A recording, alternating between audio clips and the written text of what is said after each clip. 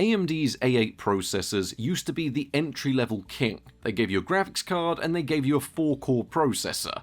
But now, in 2026, I've been led to believe that these things are downright awful. So are they as bad as everyone says, or do they have any hidden redeeming qualities?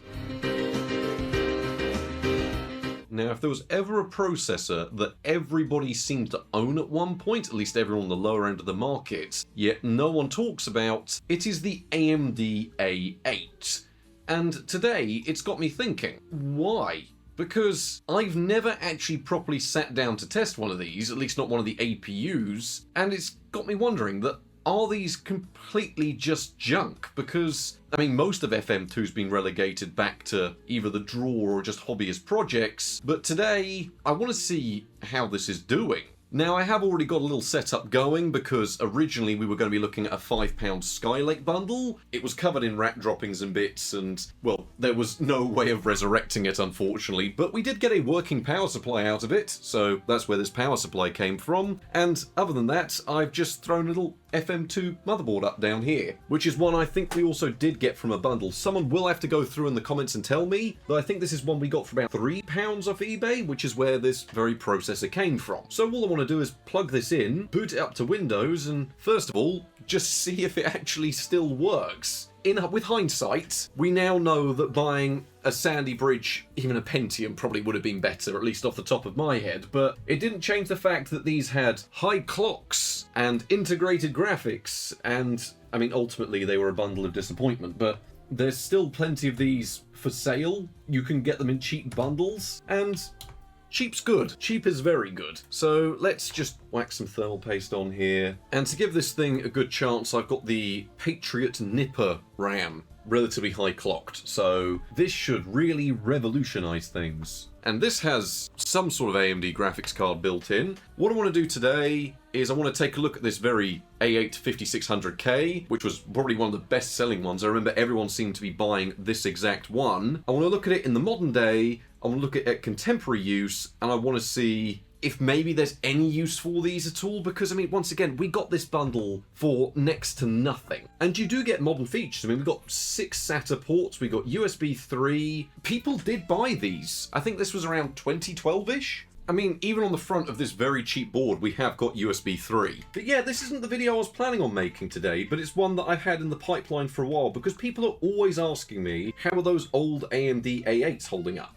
I likely wouldn't get around to this video unless everything had gone wrong. My post still isn't here. This is a bundle I got which was originally going to be this week's video, which was a £5 Skylake setup. We've cleaned it up a lot and it still doesn't work, but it was covered in rat droppings and bits, and yeah, it just all went a bit wrong there. So at least the AMD stuff, I mean, this is already booting up to Windows. That's the one thing I can give FM2, is it doesn't seem to die, and it's always been very easy to use because we're already at the Windows desktop. In case anyone is very interested in those Skylake parts, chances are they will be becoming a members video because, well, that's what I'm going to start doing with the videos that just don't work out. These find themselves in such a tricky situation because, practically speaking, I don't think it's going to beat Sandy Bridge. And Sandy Bridge is complete bargain bin territory because we've got cheap Sandy Bridge bundles before. And I mean, we are going to have to try doing some tuning. So in terms of modern day, we could put Windows 11 IoT on here. There's no problem running Windows 10 IoT, which is, I believe, is what we're running. But there we go, AMD A8 5600K, which means we can overclock this. Don't put your hand in the fan.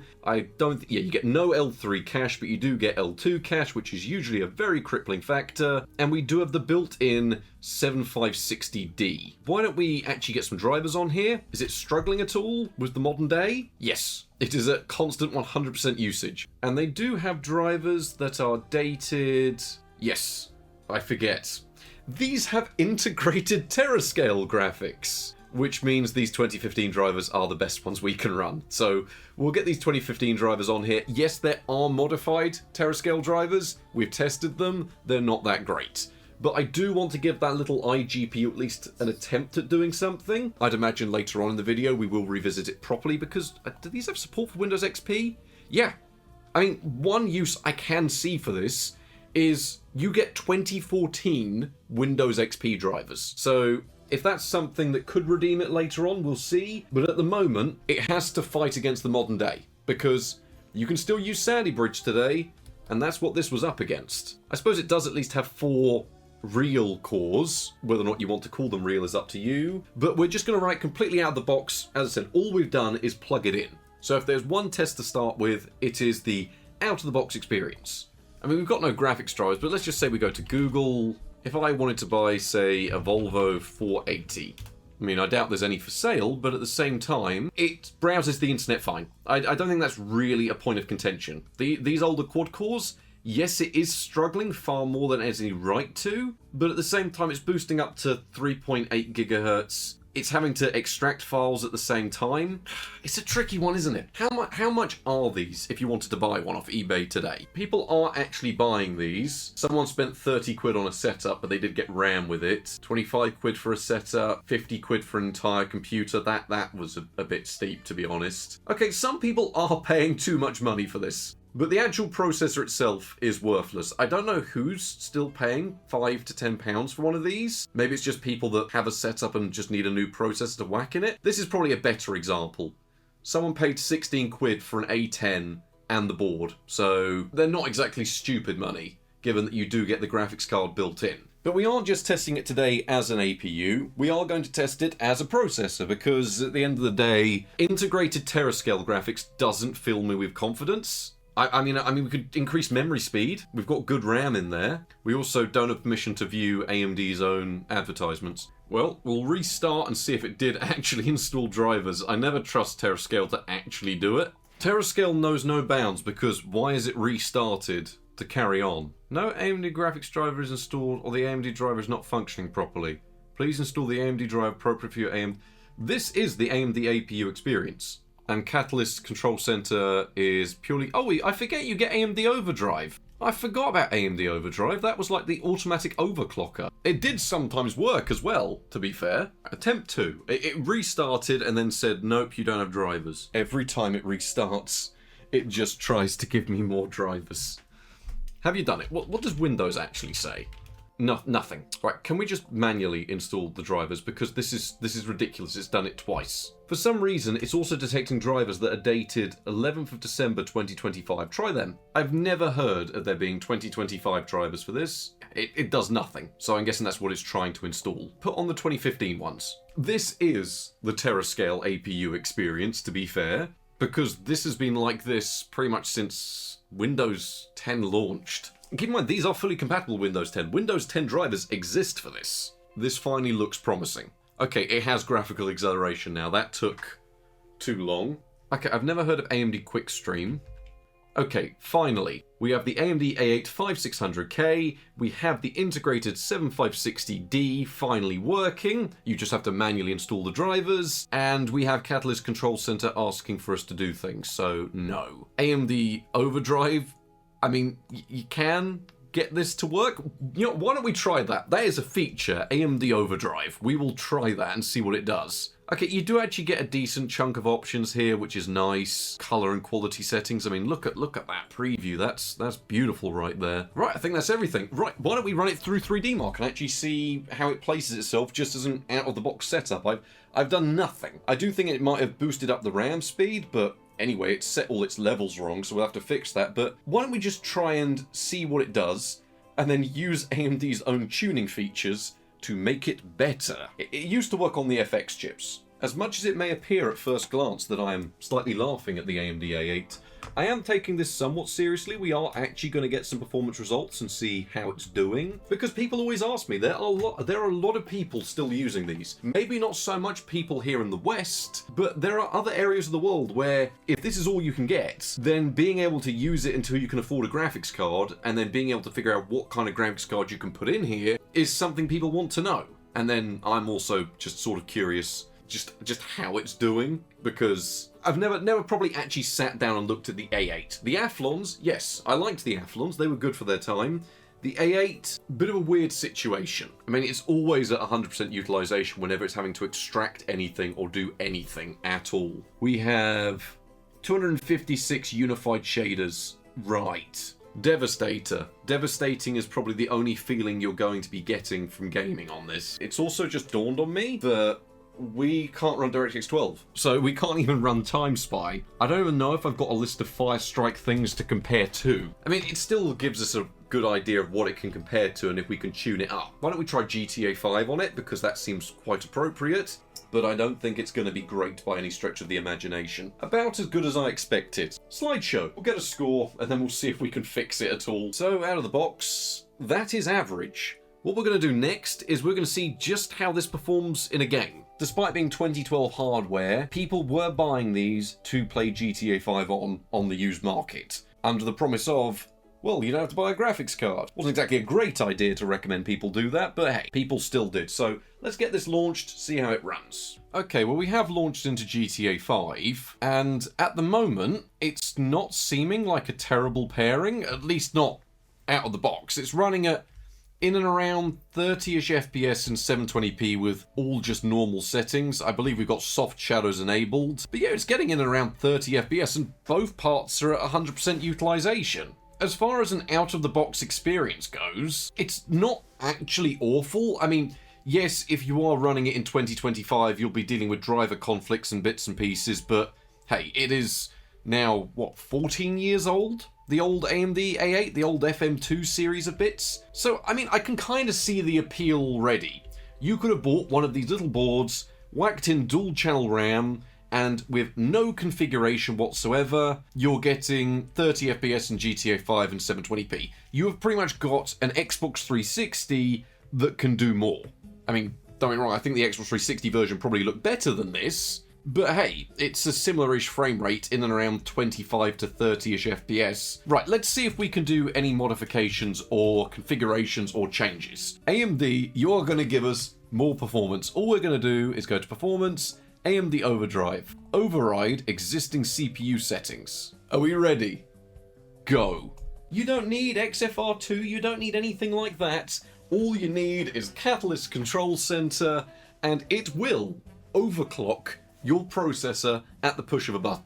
I mean, it is currently pumping in 1.4625 volts, and I suppose it is one point they had in favor of them over the Intel equivalents, a bit like how they carried on with like even the Ryzen lineup, is even on these lower end processors and these lower end boards, they didn't care if you wanted to shove a load of voltage into them and overclock. They were just like, go for it. Credit to the software, but I believe it's gone till it's died. No? Did it die? It's up to 4.1 gigahertz. I mean, it could use a little bit of airflow. I'll see if I've got something I can whack on there to give it, you know, just a bit of movement. I mean, if this helps performance, we'll whack this on here. That is going to assist with cooling. Just a little bit of air. I say a little bit of airflow. Honestly, we should probably put that the other way around. But I've got to give AMD credit here because I haven't used this software in years. But they really did just say, yeah, click this button and we will cook your processor. But don't worry, we will run it at up to 4.6 gigahertz. I mean, at the moment, the cores are hovering around 91 degrees. They've peaked out at 91.6. Look, we've got RGB now. This is why we love these videos. Because I genuinely do not care about this hardware at all. This is it now. This is what we're doing. This is how AMD wanted the A8 to run. Okay, so it's locked up at 4.9 gigahertz. It probably knows it's gone too far. So what we're going to do is we're going to let it see if it gets itself out of this pickle. I don't know how it's meant to, but the system has locked up. To be fair, it is now running at 4.8 gigahertz stable with this janky setup. Anywhere from 80 to 100 degrees during operating ranges from what I've been reading. But hey, free performance is free performance, and all we did was click a button. So, good going so far, I guess. The CPU auto-tune test is now complete. Use the CPU Overdrive page to view available performance levels. Okay, my mouse is working, the keyboard isn't. I mean, it's not a terrible system. What it does is it runs some stupidly high voltage and then goes, yeah, this is what you could achieve at these voltages. It is a very crude overclock, but you can't argue it's an overclock that does work. But I don't think any of the software is able to determine what Overdrive is actually doing, at least not modern software. Right, so just to confirm I'm not going insane, at 4.7 gigahertz we get 564.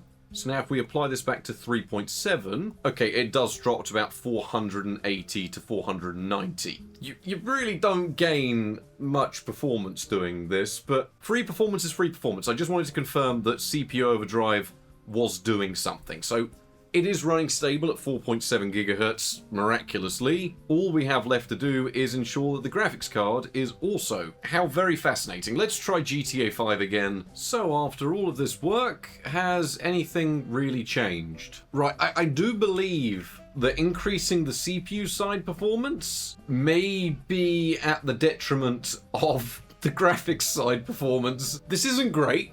It must be said. This is running with the exact same settings, and we are now getting roughly half the overall frame rate. That is the one downside to these APUs, is you can overclock them for a lot of extra CPU performance. I say a lot, but about 20 to 25% I'm going to say off the top of my head. It's like getting the extra quarter of a processor for free. The problem is when you do that, there's less room for the graphics card to operate. So what do we do now? After dealing with the world's most stupid BIOS, I believe I've managed to sort it out and actually get things running where they should be. So the way that I've done it is this board doesn't appear to have any obvious voltage control. So I've used the voltage control from AMD's automatic overclock to then set it correctly in the BIOS to stop it trying to do any weird throttling. It does weirdly support Intel XMP rather than the old AMD AMP features, which means that the 1866 MHz RAM is now stable in dual channel with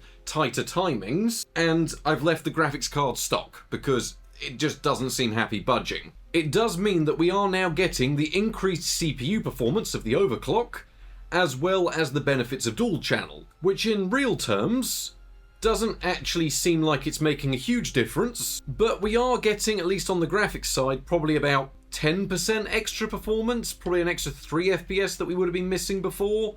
I mean, let's be honest, even with all these modifications, the APU in this is still a weak terascale unit.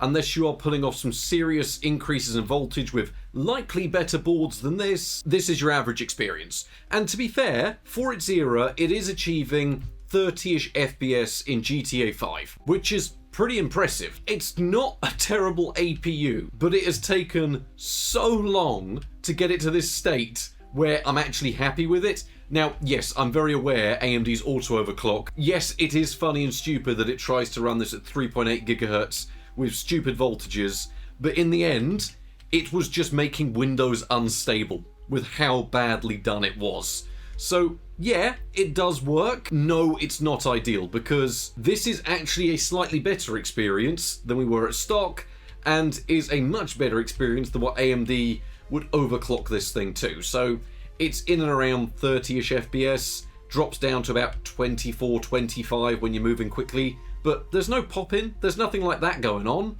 So yeah, I'm relatively happy with that for an APU's performance. The focus of this video isn't going to be the APU aspect. I do want to return to it later on in the video, but why don't we actually add a graphics card to this so we can start actually looking at CPU side performance, because at the moment we have nothing more than a graphics card bottleneck on an APU. I mean, my two closest graphics cards on hand is the R9 Nano, which is going to be too powerful for it, or the 980 Ti, which is also going to be too powerful for it. I think to give it the best chance possible, the Radeon does have lower driver overhead, and this can also run literally everything. We now actually have a modern graphics card in here, so I'm going to go ahead and install some drivers.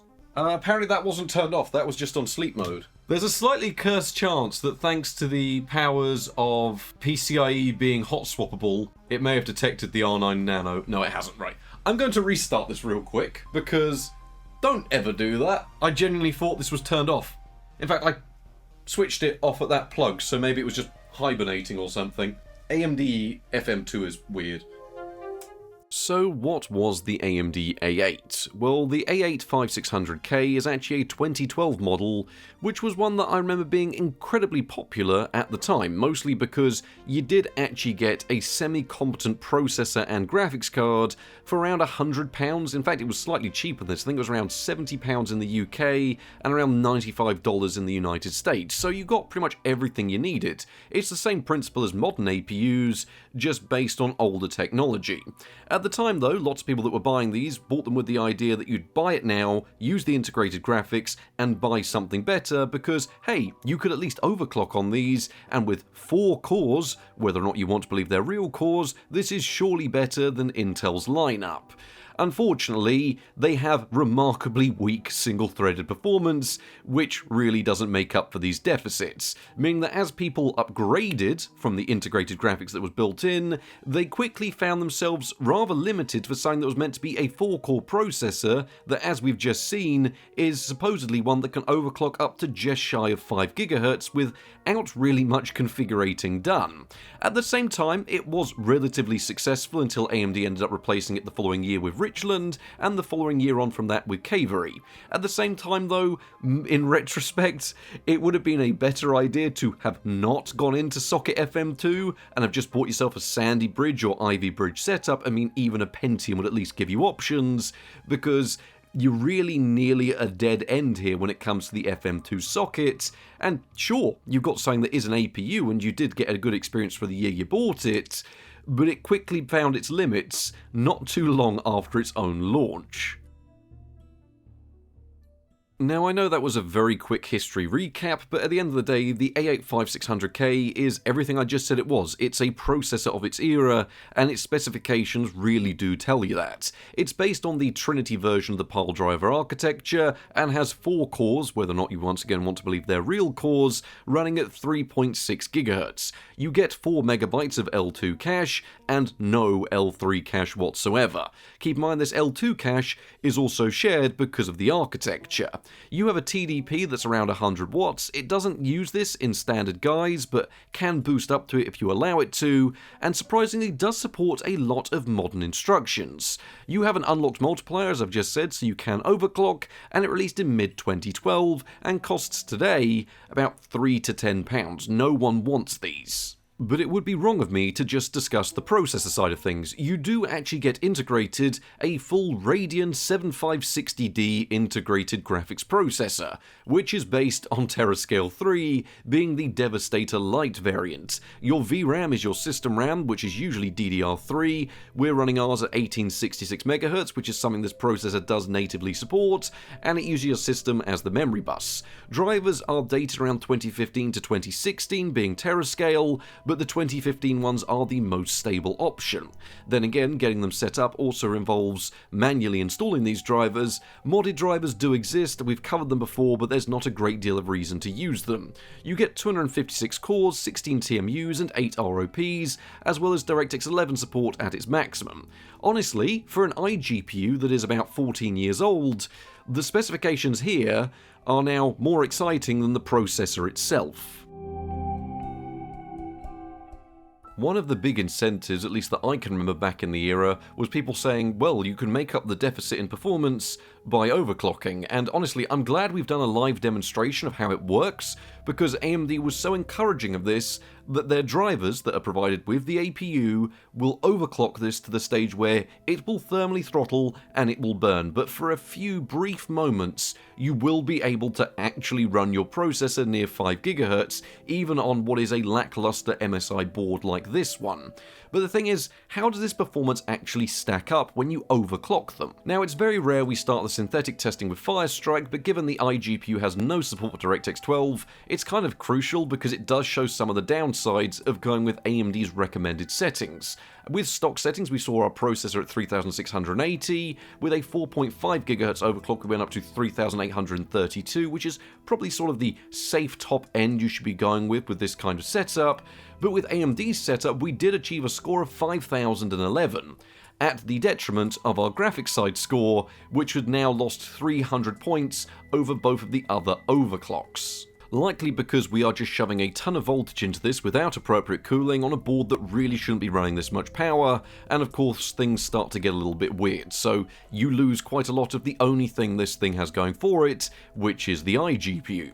In terms of the actual processor side performance itself, we did see a sizable increase when overclocking it from 1213 at stock to 1645 with the incredibly extreme 4.8 GHz overclock. When we went back into safe territory territory, we didn't actually lose much performance running at 4.5 GHz, with 1594 now being our result through a time-spy physics test. With all of this overclocking though, surely you must have gained some performance when we compare it to other processors, and no, the entire bottom end of our physics test graph shows the AMD A8 5600K, it doesn't matter what state of tune we're in, even at 4.8 GHz, didn't come close to a not properly set up AMD FX 4300.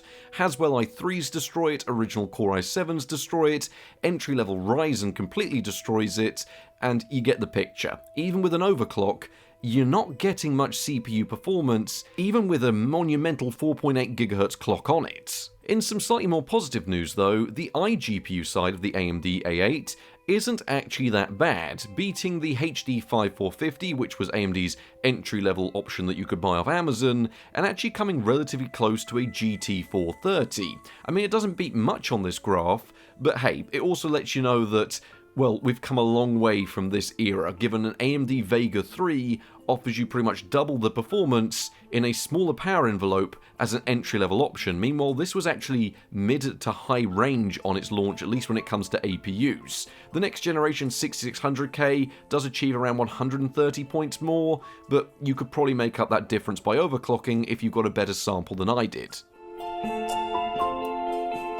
It must be said though, with these AMD A8s, they are certainly a strange processor, because despite being the bottom performing chip on our list, well, they work fine for day-to-day usage. Actually getting a Windows 10 test system up and running was not difficult. Getting into games when they did work wasn't too difficult, and getting into applications, once again, it works fine. They are surprisingly modern in terms of feature sets, with something that has an IPC level around that of a Core 2 quad, sometimes losing to the Core 2 quad in real-world scenarios, which is why it's such a weird chip, because I can understand the optimism back in the day. You've got a system, you can just whack this in and use it with no graphics card and you'll get passable performance, and we are doing some iGPU testing later.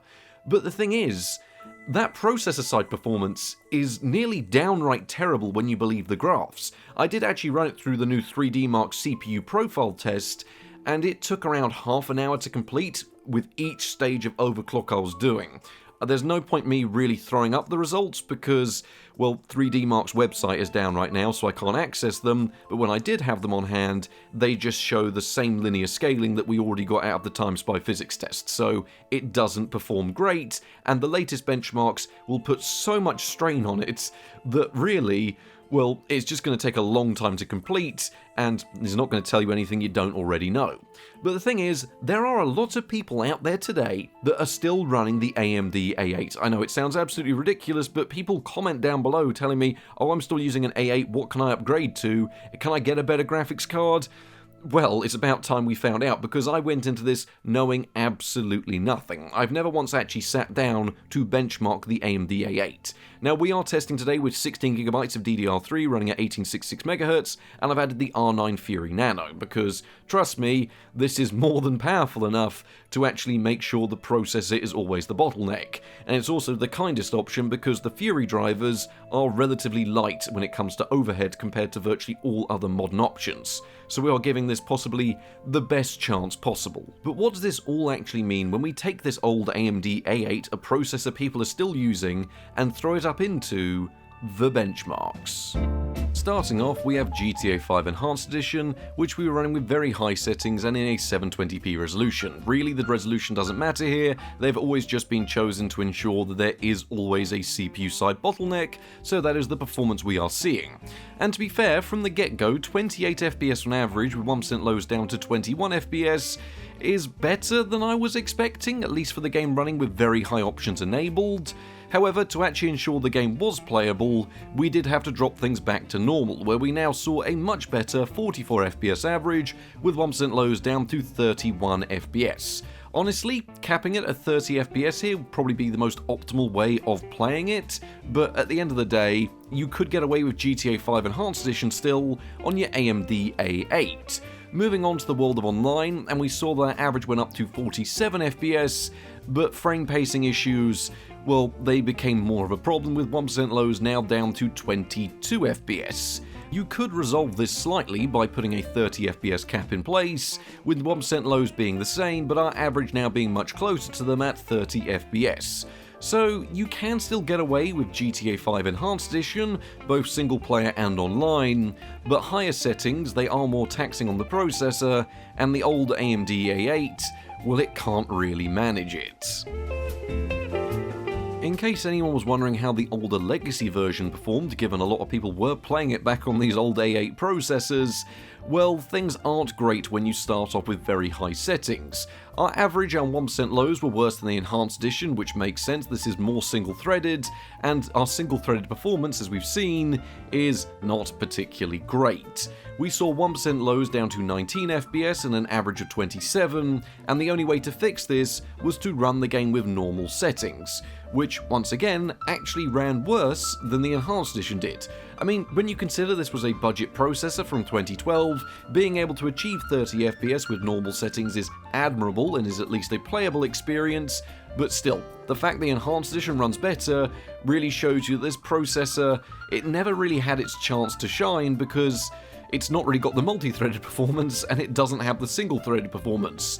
Moving over to the online legacy version, and things were pretty much downright abysmal. 24 FPS on average, with 1% lows down to 18 FPS, and a lot of hitching and stuttering occurring. You gotta remember, this is very intensive when you go over 16 players, and utilization is a bit of a mess. So, yeah, things weren't exactly great here. What about modern competitive gaming though? Surely you'd be able to get away with a little bit of those lighter weight games?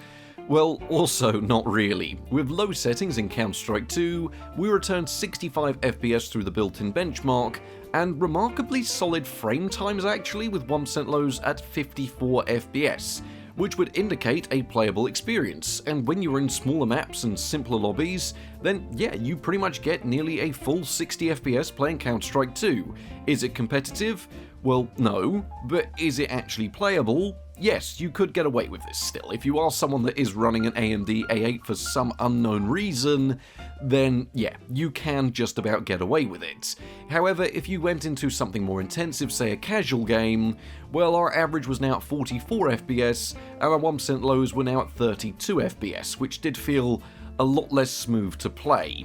In some more optimistic news though, and it's not often that I do go back and include a lot of older benchmarks, but for games of its era like CSGO, well, it was a lot nicer to play. We were also in a full lobby with a competitive game going on, and we saw 98 FPS on average, with 1% lows down to 76. This was with all low settings and high shadows, which is how people used to play back in the day, and to be fair, this is pretty much how I remember a lot of people playing Counter-Strike on their old A8 computers. They were seeing about 100 FPS, and they were happy with it, and given it was only really using 2 cores, you could have your TeamSpeak or I suppose Discord open, and it would run okay. So Counter-Strike 2 not great, but CSGO, well, it's still running well today.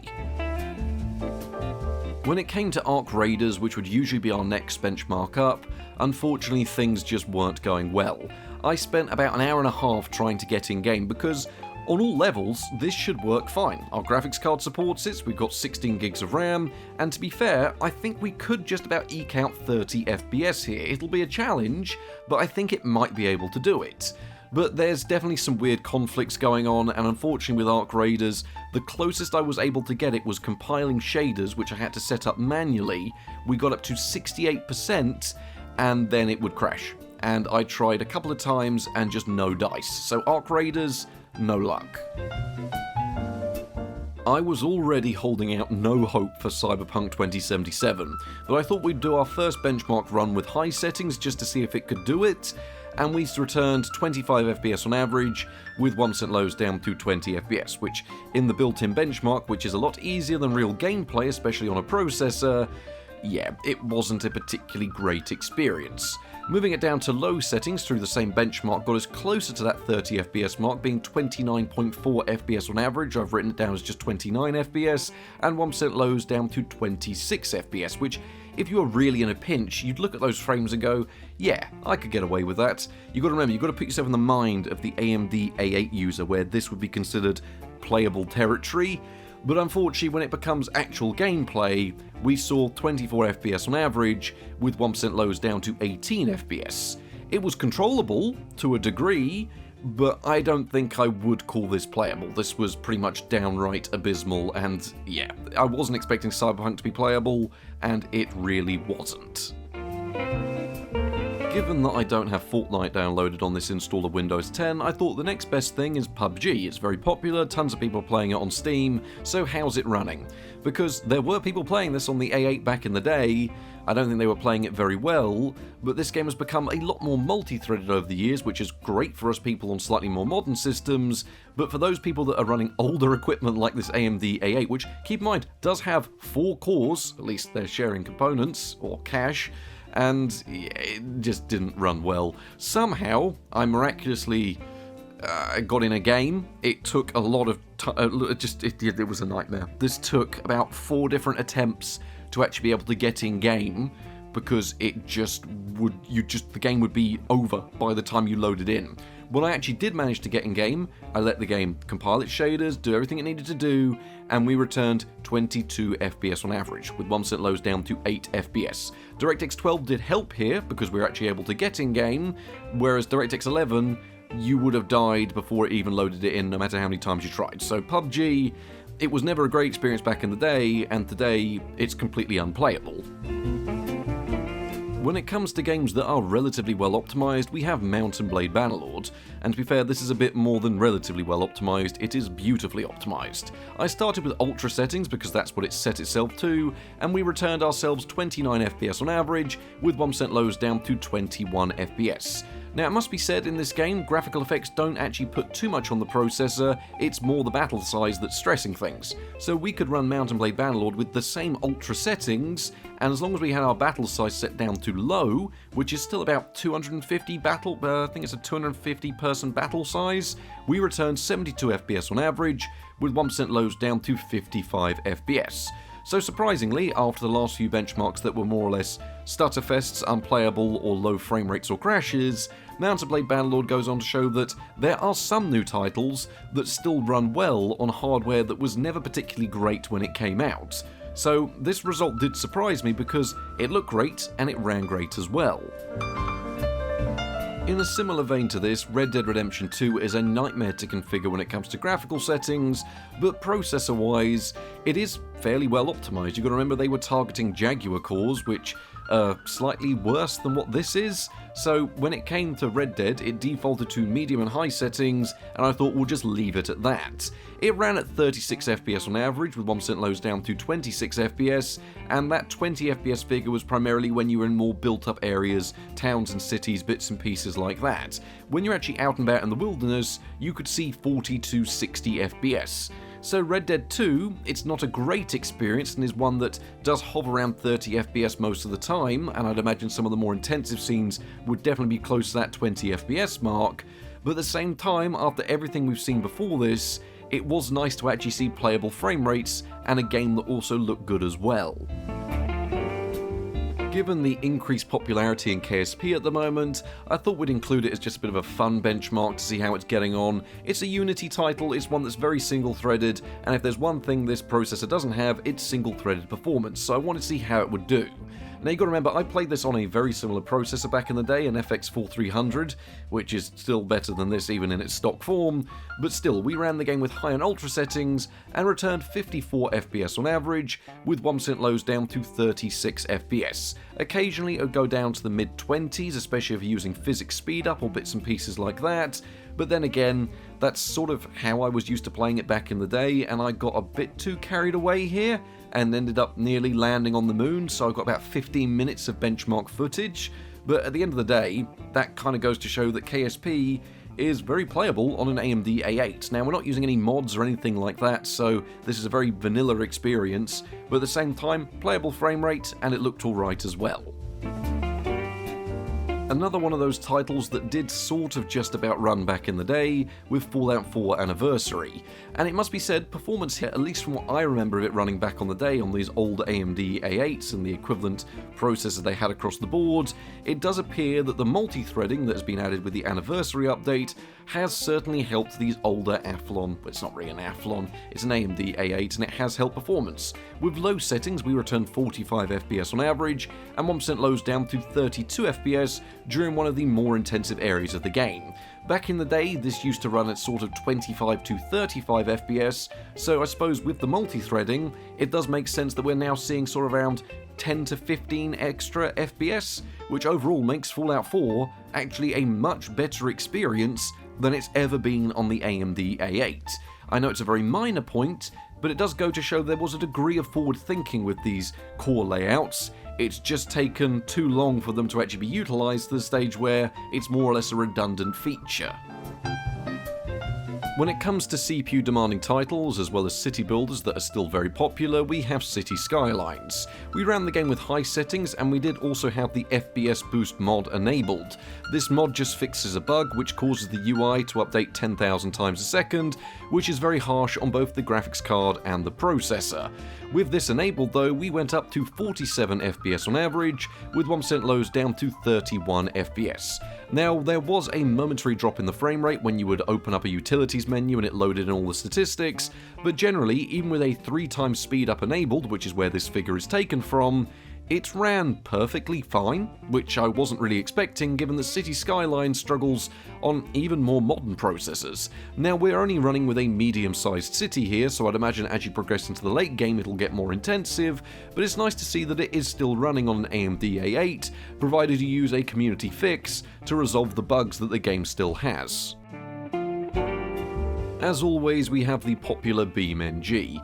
Now, I was expecting this to be a struggle for the processor, but I wasn't expecting it to be as intensive as it was. It took an awfully long time to load in fact it took longer than a Core 2 quad usually does, which really does show you where the single core performance is in this, and we tried medium settings with traffic enabled in the jungle map, and returned 28 FPS on average, with 1% lows down to 22 FPS. I thought, you know what, maybe the medium preset is a little bit too much, it does have some nice graphical options going on, so I went back down to the low preset, which returned us a slight increase in 1% lows to 24 FPS, but not really much of a change in our average, with it being 29 FPS. In fact, if you want to play BeamNG the way that we do our benchmark, which is of course one of the more intensive scenarios you'll find yourself in, you have to run it with the very lowest preset, wait quite a while for the frame rate to stabilise, and then of course you can run the game with traffic enabled. We returned 44 FPS on average, with 1% lows down to 31 FPS, but this is how you're going to have the game look if you want it to actually run on an AMD A8. BeamNG is a great game, but a lot of these graphical settings are very CPU intensive, and this AMD A8 really does go to show that. But when you strip it right back, well, it is still just about playable. But finally, can it run Crysis Remastered? Well, we ran the game with its medium preset, and that actually resulted in a playable frame rate. We saw around 62 FPS on average, with some questionable frame times with 1% lows down to 39 FPS, which wasn't particularly great, but you've got to keep in mind it's still not a bad result.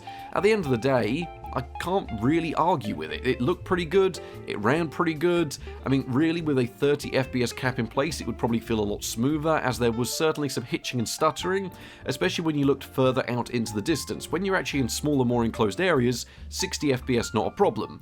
But when you were out in the open and would say, look at the rest of the island, it was definitely much closer to a 30 FPS experience.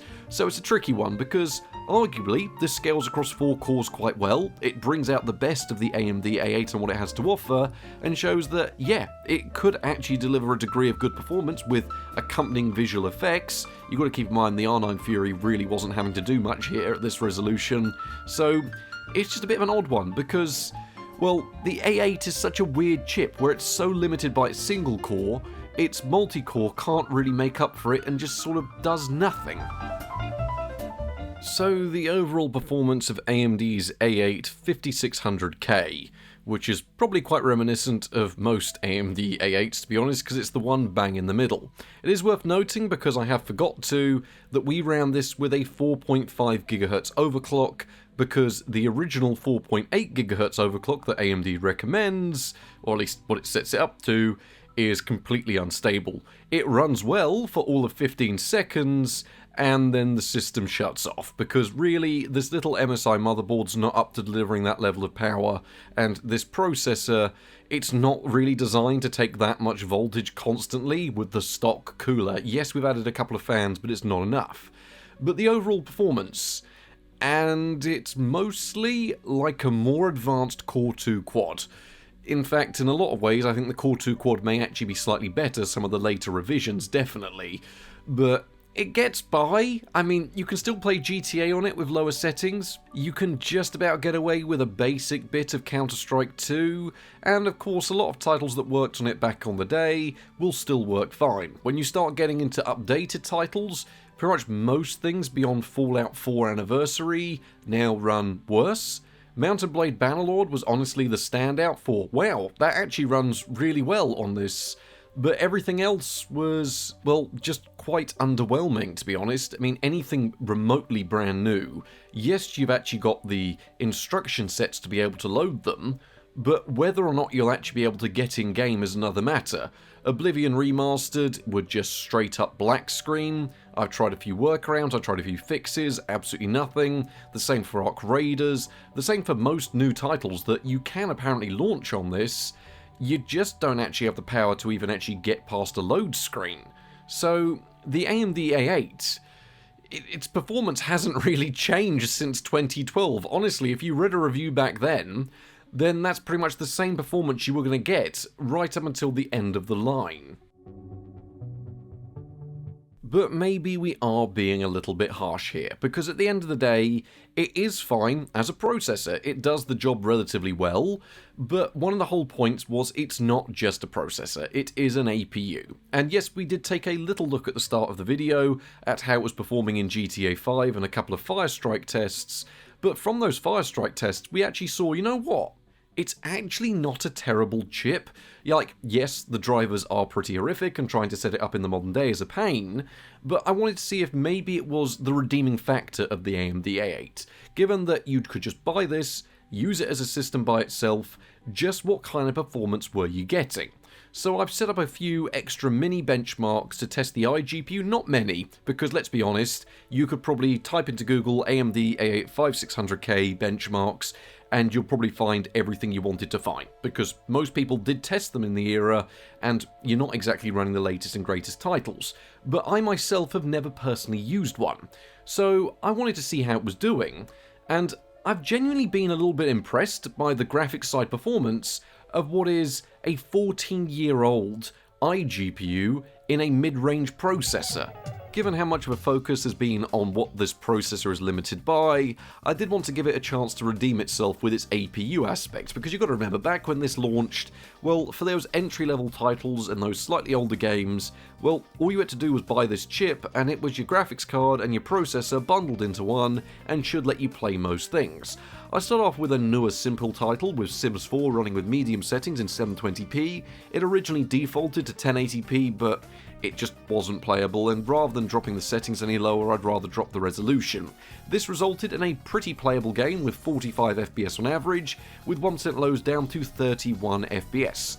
Honestly, not too bad, so those newer, simpler titles like Sims 4, well, they work perfectly fine on what is an old APU, which really goes to show that its strength is simpler titles, and even newer ones, at least as long as they use DirectX 11, should still be fine to run on the integrated graphics. This one is really a bit of a combined test, because Rimworld, it does actually stress out the iGPU. When you're running the game at 1x speed, which isn't where our average is taken from, it does run at 100% utilization to run what is a 2D Unity game. At the end of the day though, this average is taken from running the game at 4x speed up, which is running the game as quick as the processor can manage, and despite it being more multi-threaded with version 1.6, it still does rely on strong single-core performance. But still, we saw the game speed up to a decent degree.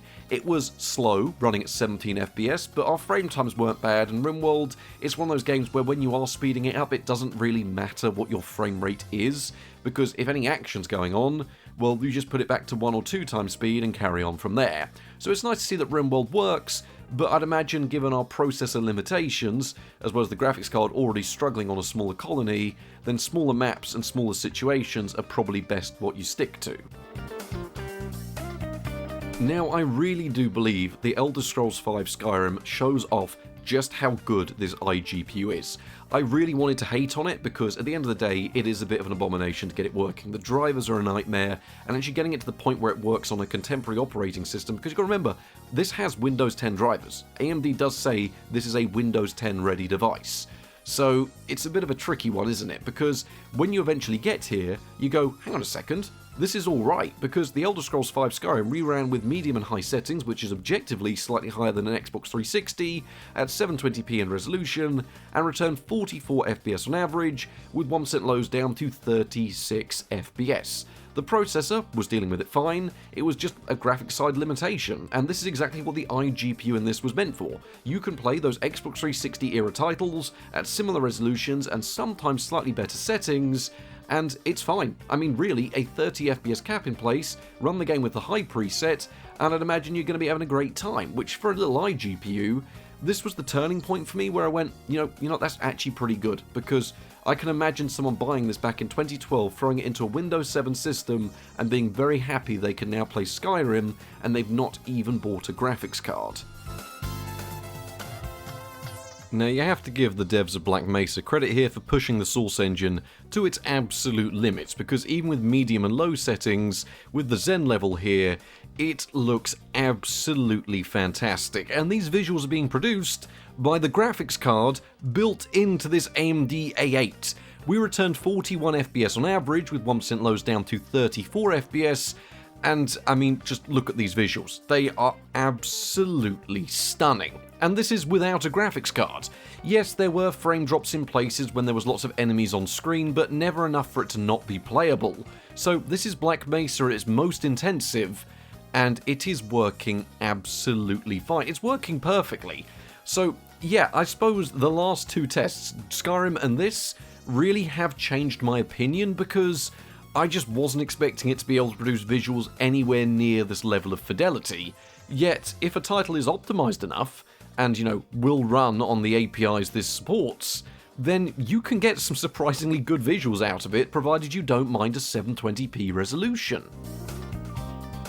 Now, I know we did take a brief look at running GTA 5 on it at the start of the video, but I think people would be, you know, kicking me in the comments if I didn't actually go here and properly get you some benchmarked figures. Now, I ran the game with normal settings and soft shadows enabled, given it has very minimal performance hit, and a 30 FPS external cap in place with a 720p resolution. This is sort of in and around the Xbox 360, but the Xbox 360 does have nicer effects and a few legacy options that you just don't get in the PC port. At the end of this though, we did return 30 FPS on average, and 1% lows down to 23 FPS. Honestly, for most of the gameplay, it was fine. It was most just high-speed travel, and especially flying, would bring you sort of in and around the 25 to 30 FPS range, where it would fluctuate in and around a little bit. At the end of the day, you've got to remember, someone buying this, at this point this is now a 3-year-old processor, they've loaded up GTA 5, and it runs. And they're playing it, and yes, it's 30 FPS with some stutters and hitches, but at the same time, you could play the game like this. So it is admirable that you could have played at least the latest and greatest game of this processor's generation, and it's fine. And on a note to round off with, I thought, you know what, this is probably the culmination of can it run newer, simpler titles, because on the Sims 4 side of things, yeah, that's fine. But what if you were looking into getting to something more competitive like Counter-Strike? Well, it's a tricky one, isn't it? Because to some people, they may say, I could get away with playing it like this, low settings in 640 by 480. You've got to keep in mind this was done in an offline match, which was stressing out the processor as well, so it's not exactly the most accurate figure, but then again, a casual game, a deathmatch mode, pretty much anything beyond an actual online competitive match would be more intensive than this is. So it's kind of an equalish figure, it's just an all-round figure. We saw an average of 37 FPS, and 1% lows down to 31 FPS, but that isn't to say the game wouldn't sometimes run around the mid-20s when lots was going on. Whether you want to blame that on the processor or the graphics card is up to you, but at the same time, they are the same thing. So yeah, it's an impressive little iGPU, but at the end of the day, it really has met its match in 2026, and I think, you know what, that's fair enough given it is a tiny Terascale 3 integrated chip. So we have actually seen from that, yes, a lot of this video has been doom and gloom and the A8's not exactly doing too well processor-wise, but as an APU, it's actually kind of cool. Now, it's not exactly the best thing in the world, but you can grab bundles like this, like we did, for £3. In fact, we picked up a slightly better AMD A8 system than this in one of those random lucky dip, these are just clearance computers, and that cost us 20 quid for the entire system. So it has got me thinking, what if we try and load Windows XP on this? Because by the standards of its era, it's mediocre. By the standards of today, it is pretty much obsolete. But by the standards of Windows XP, this thing's like a supercomputer. 4 cores that run at 4.5 GHz on the stock cooler, and an iGPU that would have been beyond flagship tier back then. But the question is, can you take hardware that is quite new for Windows XP and actually install it and game on it?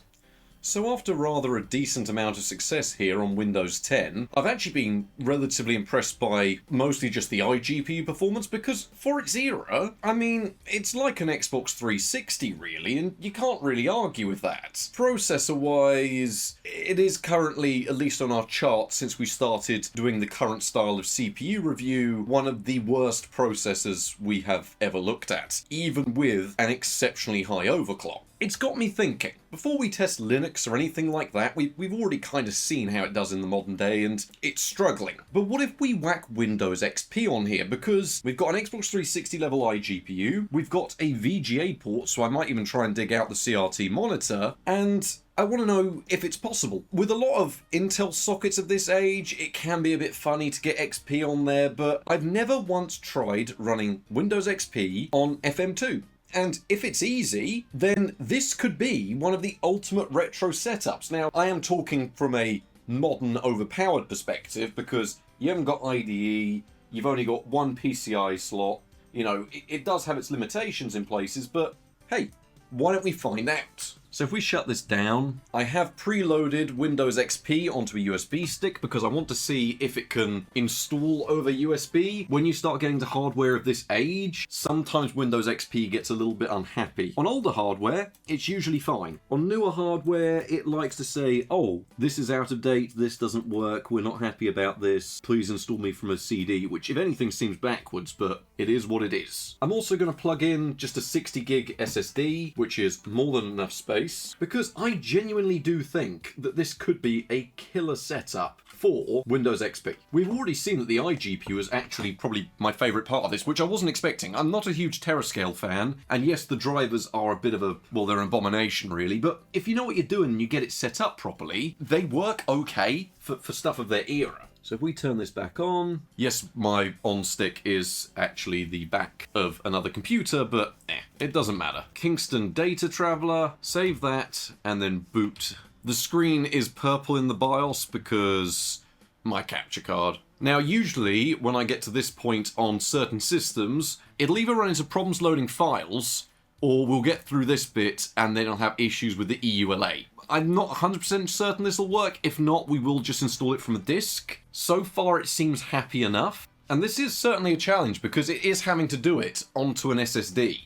I probably shouldn't start playing around with that. We can't be 100% sure because it is just copying files, but no, this is going very fast. It'd be a very budget builds thing to happen that FM2, which is objectively pretty bad at most things in the modern day, is actually a killer Windows XP setup. It's actually booting Windows XP. It's actually doing it. It has taken us 6 minutes to go from running Windows 10 on here to nearly being at the Windows XP dashboard. I suppose we'll see if it manages to complete this part here, but if it does, well, there you go. This could very well be the ultimate XP device. I'm a little bit in awe at how well that's worked. Yeah, that is really strange. I mean, keep in mind, we're also running with 16 gigs of RAM. It's only going to pick up 4 gigs. We're also running our overclock, admittedly a toned down one that's set up a bit better. It's actually working. That's wild. Well, that took maybe 10 minutes with no errors, no problems, and just a USB stick with Windows XP on it, and it's done.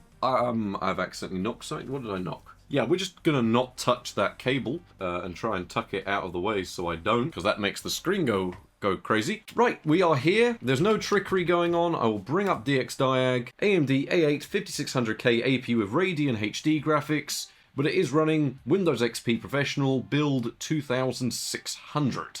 We'll add drivers first, and then I kind of want to see if we plug in a CRT and see what it does, because this, in a little computer with a CRT, could be an overkill Windows XP system, very easily. So loaded onto this SSD should be the latest drivers, which are on here. These are from 2014, which means that given this is 2012-ish hardware, you got 2 years of Windows XP updates fully supported on this, which is probably one of the reasons the installation is so seamless on here, because, I mean, it just works fantastically for Windows XP. Usually this part is always a bit of a nightmare, and we end up with different disks, hard drives, IDE drives, messing about with bits and pieces, because when you start getting into the modern era, it really is hit or miss depending on manufacturer. But this is so easy. Even the drivers, at least they work here. Well, I say they work. What options do we get? Okay, what you get included is Catalyst Control Center, the display driver. Oddly enough, you also get included on Windows XP USB 3.0 drivers and the SATA controller drivers. So by installing the latest Catalyst drivers for this APU, you get pretty much everything you could want on Windows XP, and if these do install, this is going to be a seamless experience, because USB 3, SATA drivers, graphics control panel, it's even updating .NET, which you usually don't get from your driver install. So as much as I keep hating on Terascale, at least in the modern day, some of these older packages, they just give you an entire working system, and all you have to do is run Windows XP, get your adverts for Battlefield 4, and carry on. Genuinely, as simple as that. I've walked away for a few minutes, clicked continue for installing the graphics driver, and it's already going through and finding bits. So it's now installed the USB 3 ports. I forgot that I did actually have the M2 drive connected via this, and it's already found it. Right, so now if we reboot, we should just get a straight up install of Windows XP with graphical acceleration, working SATA drivers, and USB 3. All that easy. I cannot believe how simple this has been. And with RAM prices the way they are at the moment, all you'd need is 4 gigs of RAM to be able to enjoy something like this. So you could just buy the cheapest DDR3 there is, try and clock it as high as it'll go for the iGPU speeds, and you bang up sorted.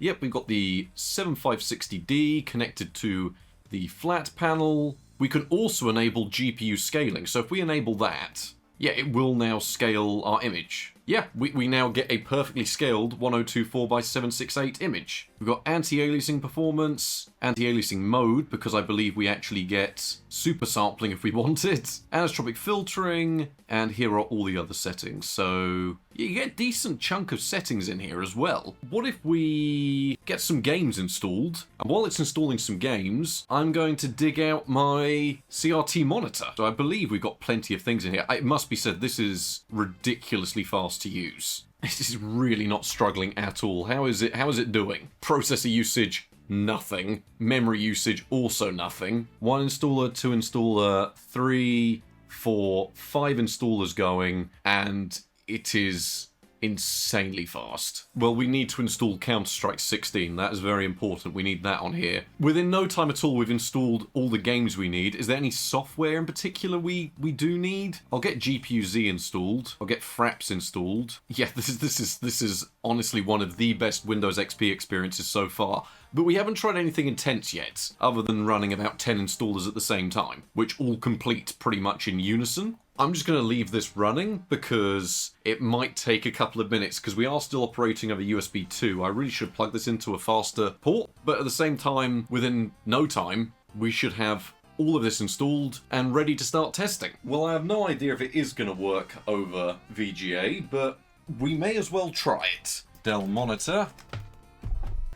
And we do actually have round the front a VGA port, which has worked straight away. Right, so I do believe I have actually got that set up, so you should be getting a pretty good capture of the CRT, which is just operating off our bundle of parts down here. I'm just going to go through and get the rest of these installed. And then we're going to go through, try and force some enhancements, and see how this setup performs in games. I've got fraps installed, I've got a few other little bits, I've got the actual colours on the monitor looking pretty good. I think that's about the best capture quality I can get, and we're going to see how this little AMD A8 actually handles itself in the world of Windows XP. As far as it goes, the setup, easiest thing in the world. So I think what we're going to do is we're going to turn up most of these options to the maximum, because why not? So if we go for something like... So why don't we go for super sampled, 4 times super sampling. Anisotropic filtering, we'll put that on 16 times. Yeah, that's looking all good. We got 16 times anisotropic filtering. We've also got, texture filtering we'll have on high quality as well. And then we've also got super sampling enabled on 4 times. Why don't we start with something like Half-Life 1? And we're getting 72 FPS with super sampled Half-Life 1. It must be said that this looks absolutely fantastic on a CRT with the super sampling. I honestly think the best way of doing this to give it a degree of justice is I'm going to have to record my thoughts in post, because otherwise I'm not going to be able to show off enough of how good this is running. Here is a good place to start, just off the cuff. 72 FPS in Half-Life 1 with super sampling on 4 times. All of the texture filtering enabled. Just look at the level of detail going on. And this is an 800 by 600. Oh yeah, that's fantastic. I'm going to record some footage, and I'm going to show you just how it does in a small Windows XP benchmark segment, because originally I was going to do this all just sort of on the fly, but it doesn't do it enough justice for how well it's doing here. Now, the point of these benchmarks, they're not really benchmarks, is sort of just to marvel at how good they look on a CRT, and also to note if there was any compatibility problems or problems with the frame rate. And to start with Half-Life 1, we ran it with DirectX 3D, so the D3D render options, and I went back and reran it again with 8 times EQAA and anisotropic filtering enabled in the 800 by 600 resolution. We didn't drop any frames, which makes sense. This game is from 1998 and this is the original port, but at the same time there was no problems with how the game looks, there's no problems with how the game ran. In fact, this is probably some of the best I've seen Half-Life 1 look, outside running it on a contemporary Matrox system also hooked up to a CRT. VGA image quality here seems fine. It's not the best I've ever seen, but at the same time, for what is an integrated port on a motherboard, it's certainly passable. So Half-Life 1 runs great. Next up, of course, we have Half-Life 2, and this did look absolutely fantastic on the CRT, with very high settings and the same 8 times EQAA, as well as the forced anisotropic filtering in 800 by 600, and yeah, this is a beautiful retro experience here, with 167 FPS on average, and 1% lows down to 132 FPS. Most of the time you'd see upwards of 200 to 300 FPS if you were in smaller, more enclosed spaces, a lot of the time actually hitting the frame rate cap of the source engine, so it runs pretty good here. There was a couple of problems with a few of the gratings weren't rendered correctly, but this wasn't to do with the game, this was due to the way that I'd forced anisotropic filtering. If you turn this down or turn it back to standard rather than high quality mode, it would resolve this. So I'm not too sure what's happening there, but it is worth noting there are a couple of driver conflicts if you go too far with the settings. But what if you wanted to take your FM2 Windows XP PC to a LAN setup and play a few of those classic LAN titles? Well, I ran Unreal 2003 with very high settings, so absolutely every option enabled, and 8 times EQAA, as well as anisotropic filtering in, once again, the 800 by 600 resolution. This was incredibly responsive given we were running this at an 85Hz refresh rate, and it ran at 137 FPS with 1% lows down to 112 FPS. There was no rendering bugs, there was no problems like that, it was very smooth, very competitive. I mean, you could argue the VGA quality isn't the most precise it could be, but I mean, you can look at the image on screen, it still looks absolutely fantastic. So Unreal 2003 looks and runs great, very competitive, and yeah, honestly no problems. It's very rare I get to see this game running with this high settings. If there is one title though that is notoriously buggy, well, it's Far Cry 1. It is just... It's a little bit of a mess here, especially with different versions working better on older cards and different versions working better on newer cards. At the end of the day, to get it running with the version I have here, which is the version from GOG, we ran the game with very high settings, 2x EQAA and anisotropic filtering. And the reason we're running it with OpenGL rather than DirectX 9 is because DirectX 9 performance was seemingly broken. It would run at nearly 60 to 80 FPS and look great until this one helicopter would fly around and would bring us down to 8 FPS, and I just couldn't resolve it other than swapping over to OpenGL, which looks great, but there were some texture filtering issues. Now, this wasn't caused by the drivers, this was caused by the game, but at the same time it is something to consider when, you're dealing with these older titles that were buggy on hardware of their era. Sometimes introducing newer hardware doesn't necessarily fix things, it just breaks other rendering options. Now, this one was actually remarkably intensive on the system. I wasn't expecting it to struggle as much as it did, but running Fable the Lost Chapters with very high settings, 2x EQAA, as well as forced anisotropic filtering, did look absolutely fantastic. It reminded me of playing on the Xbox original, but of course looked far nicer with no jagged edges, perfect textures, and of course there's no issues with effects or rendering, which is something that can result on newer systems and newer graphics cards. Whereas here, on an old FM2 setup that's running an even older operating system, Fable the Lost Chapters pretty much runs perfectly. Now, this is a game I don't mind playing at 30 FPS because that's sort of how I've always played it, and the menus are stuck at 15Hz anyway. But at the same time, Fable ran at 36 FPS on average, with 1% lows down to 28 FPS, and occasionally, if there was lots going on screen, it could hover around sort of the high 20s, sort of if you're in the middle of Oakvale, for example, or the middle of Bowerstone. But at the end of the day, this is just about how good it looks here. Now, of course, we can't test a Windows XP setup without testing the brilliant Counter-Strike 16. And for those that don't get the joke, the dodgy installer that I've somehow found online for this calls it Counter-Strike 16. It's meant to be 1.6, but this is some weird version that's played across South America and Brazil that seems to still have perfect online compatibility with Windows XP, hence why we test it. With OpenGL as the render option because DirectX had weird text issues, I ran the game with 2x EQAA and anisotropic filtering was just left over on the driver settings, and we saw absolutely no frame rate problems. The server I was on was claiming to recreate CSGO. I don't really know how it was recreating it because it just seemed like your standard CS 1.6 server, but we were at 100 FPS the entire time, and I think maybe we dropped 1 or 2 frames here or there across a few games, but really, it runs perfectly fine for these older titles. Unfortunately, my version of Crysis just wouldn't work. I've got no idea why. I tried updating DirectX, I tried different bits and pieces, and of course this is one of the problems with trying to run some of this stuff on newer hardware. It's just sometimes you're going to run into conflicts. I don't doubt probably rolling back the drivers to an older version might have fixed this, or just using a different version of Crysis might have fixed this. I think really if you're looking at playing this, just run Windows Vista and enjoy DirectX 10 because it'll work perfectly fine, probably even better to be honest. So instead I replaced this with Mount & Blade Warband, which is a notoriously ugly game, but with very high settings, 8x EQAA and anisotropic filtering, it ran really, really smoothly here. It pretty much ran at a locked 60 FPS with 1% lows down to 57 FPS.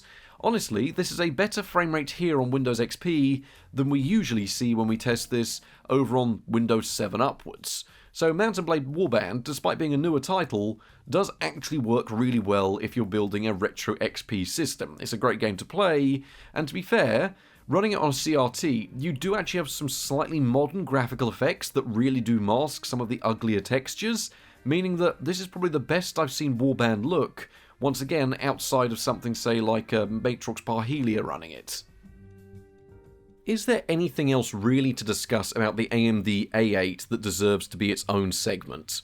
Not really, to be honest. I mean, I could talk to you about power consumption figures and thermals, and I do have a few of them. With AMD's stupid overclock, it would hit 105 degrees on the cores, and would run at 91 degrees. Of course, with our overclock, it was a little bit better, hovering around 68 to 75 degrees, and around sort of similar results even with a stress test or an overclock. So it wasn't too bad. Power consumption, when it was running with stock settings, was around 68 watts. With an overclock, it was up to 77 watts while gaming, and would peak out at a burst load of 103 watts. So power efficiency, it's not exactly a power efficient chip. If you were thinking about, oh, what if I get one of these for a low powered server, it's not exactly low powered.